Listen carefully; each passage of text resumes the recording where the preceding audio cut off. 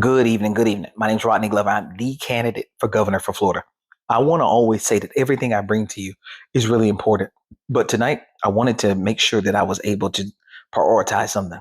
If I had a priority number one, it's definitely to get the amendment put in place to give you more control over your elected officials. My second priority is education. 100%. It's education. I'm gonna I'm gonna show you why I picked education and why it's so important to me. So when you get the opportunity, please go to glover2026.com. You can go over to the research area. When you get there, go to education and policy. What you're gonna see is the work I did to put this together. The architect of an uneducated populace. Florida Statute 1008.22 and 1008.25 in the exemptions. What we're looking at is something that is very important. Right now, what this is showing is those two policies were able to be put in place that put in over 2 decades, and it's still in effect, an uneducated population. And it's written into the system, it's structured into the system. Now, if we look at it, two Florida statutes govern how Florida measures student reading proficiency and determines whether a third grade student is promoted or retained. The exemptions are broad enough to completely knock those out. Fewer than half of those students were actually retained. The fewer they're talking about is the ones who actually scored in the ones who scored level ones. Now, my argument is not that the legislators wrote something that said, let's us build an uneducated populace.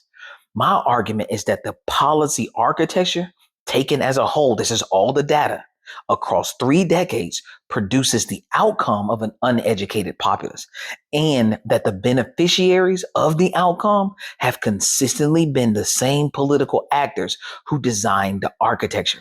In our state, we know that the Republican Party has been running this. So they're responsible for a lot of this happening. Now, as you can see, there are our testing levels. These are our testing levels, level 1 through 5. Level 1 being inadequate, substantial reading deficiency.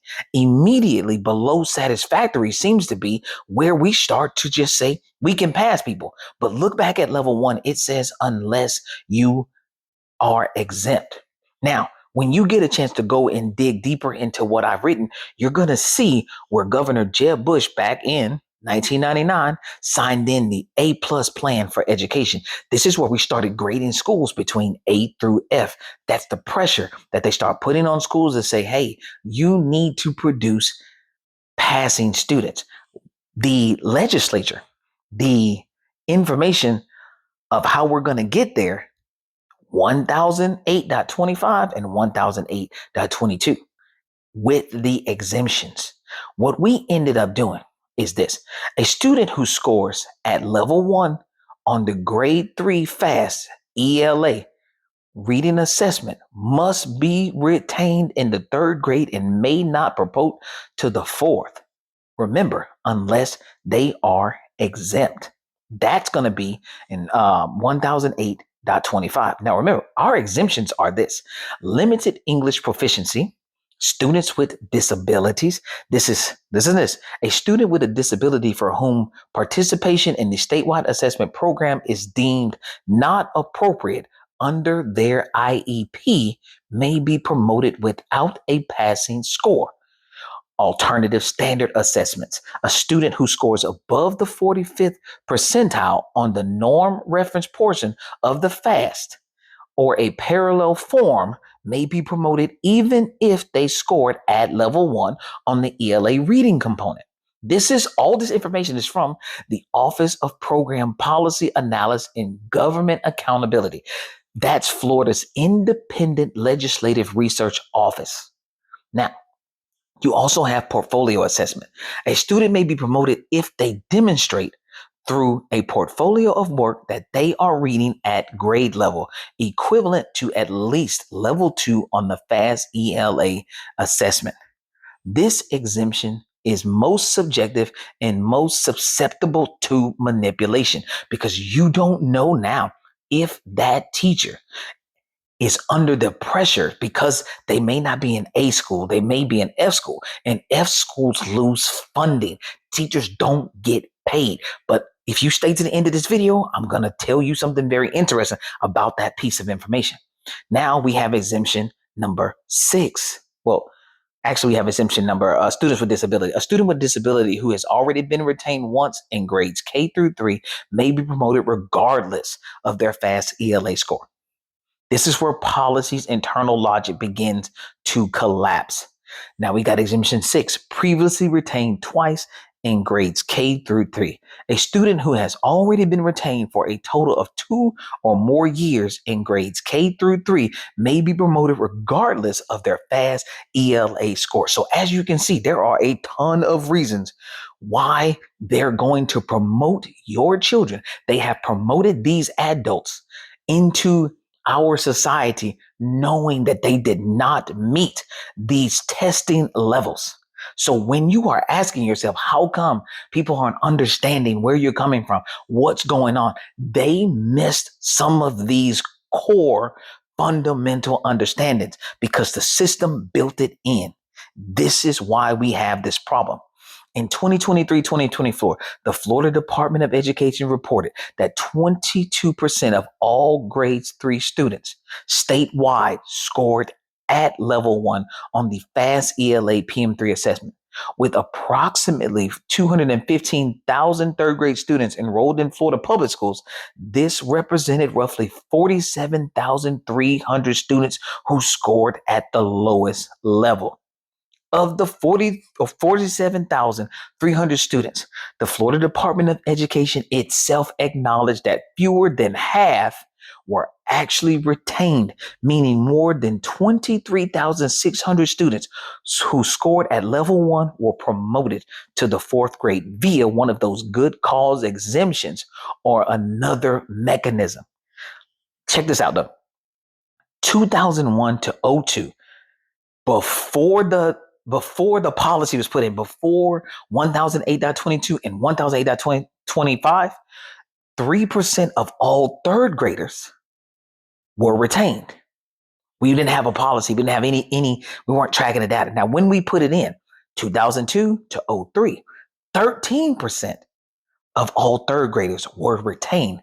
Of the 13% that were retained, 34 of the level 1s were promoted via 34% of those level 1s were promoted via exemption. That's 13,948 that were still promoted.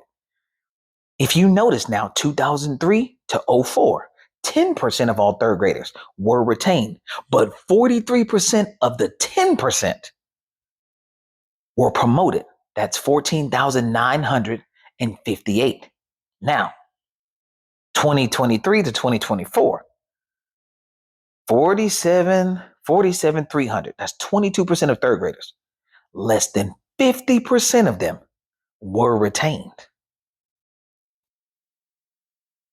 Look how many were promoted via an exemption. 23,600 plus were promoted via an exemption. You notice that the promotes via exemptions are going up and up and up. The system has allowed for this to happen. The system has allowed for this to happen. Total promoted via good calls, 34% of level 1s. This is why we have a problem. Now, I want to show y'all something because this is very important. Take a look at those total numbers at the bottom. In our society right now, in the state of Florida, estimated level 1 failures in our society right now are estimated to be 910,000 people that did not pass that level 1 assessment in the 3rd grade and were just promoted through. The promoted via exemptions. Now, keep this in mind. The 910 is separate than the promoted via exemptions.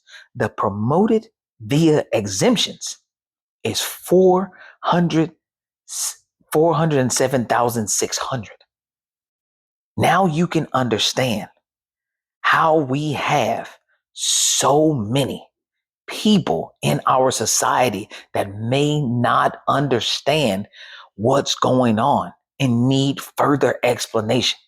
Since 2022, an estimated 407,000 Florida children were promoted from the third grade to the fourth grade without meeting the reading standard the state itself set as a minimum threshold for advancement. Of those, approximately 250,000 are now adults, people who are in Florida's workforce, voting booths, courtrooms, hospitals, and schools right now. They did not fail the system. The system definitely failed them, and then use their failures as evidence that the system needed to be replaced with something that takes their tax dollars and answers to no one. This is what I mean when I say that, hey, when you start talking about how we ended up with the charter school conversation, the structure was built 20 years ago. Now they're using the data of a structure that they put in place, an exemption that they put in place. They is the Republican Party, because this is the party that has to take accountability because you had the control over the state. Now, if your Democratic representative did not break all this information down to you, shame on them. But I am here to tell you that this is a huge problem, and that because we have not revised this, and because we have not set a better standard, and because we have not removed some of those exemptions that allow for this to happen, we are continuing to put out our young people that are not ready to be put into this field. There is a problem. Now I want to just show you something. When you complain about giving your tax money to these charter schools and they tell you that the data says that public schools aren't doing well, nobody's pointing out that 1008.25 and 1008.22 are a structural problem that led to this, and you found out about it back in 2003 and you did nothing. But now you have a candidate for governor that's about to make it make sense. Because when teachers say that they are not getting paid enough, when Florida is saying that its teachers are the lowest paid in the state, it's because when you go and look at how many failures you have at level 1 that are passing with exemptions, what do you have to stand on data wise to say that that the data is backing that you can produce, when the data says that we're passing more people just because we give them exemptions? When the data says that your teaching is not what's actually pushing the passing rate. It's actually the exemptions. Because I can show you where we just started letting a lot of third graders pass. Excuse me. Letting a lot of third graders pass that were not prepared for the next level and beyond. And we don't have a clear pathway to clean this up, to clean up that educational gap. I just want to be clear about that. So if you made it this far and you still don't take me serious as a candidate for governor for Florida, I hope and pray that the people that you do take serious, they do as much research and put as much time into this as I do. And they are pointing out to you, all of my research page is all of the policies that I'm going to go after. Ladies and gentlemen, we have a problem, and I aim to help fix it.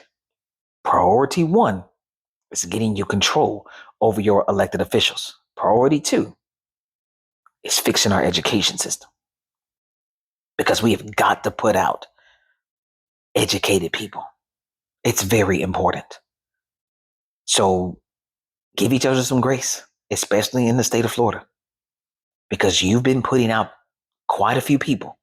This state has been putting out quite a few students that were not level 1 proficient and touting really high passer numbers. And the data says that we don't have that 910,000 are out here right now. I hope that you've learned something this evening. I hope you sit with this, and I hope that you really understand that I'm trying to help. Thank you for your time, and have a great evening.